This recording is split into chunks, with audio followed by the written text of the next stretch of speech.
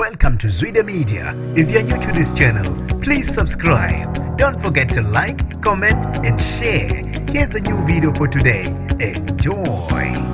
Bashayo banaba baqede bakhalelwa ngamasongo kaSigonyela abalisa abahlanu abasolwa ngokubulala inqwaba yabantu abawu5 eScott kwaZulu Natal eMidland.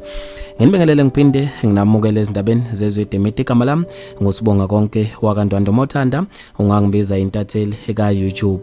Kubikwa ukuthi banatshiswe ngenduku baqede bakhalelwa ngamasongo kaSigonyela abalisa abahlanu abakusolwa ngokudubula bebulale abantu abahlanu eScott kwaZulu Natal.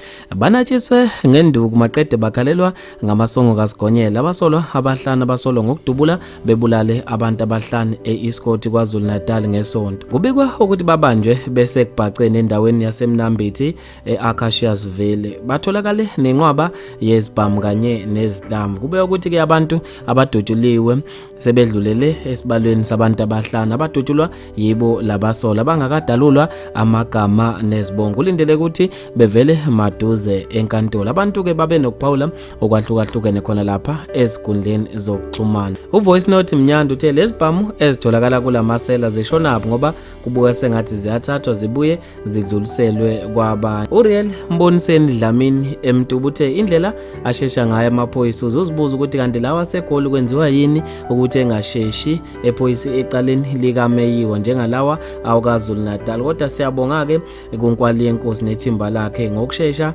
belwisane nobugebengu. Sandi Magwaza uthe bebezamile ukucasha uma ukuthi bebecashe eAcaciasville le ndawo ngagcina ingenaso isiphithiphithi. Mpulengisilela uthe akwakhiwe ijele elisha kwaZulu Natal ngeke phela usuku nosuku manje ziyakhala kuboshuba abantu. Thokozani Msimanga uthe hayi ayikho impilo esiyiphilayo uma kunje sale usubuya Thixo usithathe sonke ngale kokulimala. Wabesefaka ama-emoji akhalayo. Bafethu maningi kakhulu ama-comment ngizofisa mina ukuza ukubhala kwakho khona lapha kwi-comment section ngalolu daba. Mina nje ntathela YouTube sengiphuma kanje ngithi awungibambe evidweni elandelayo.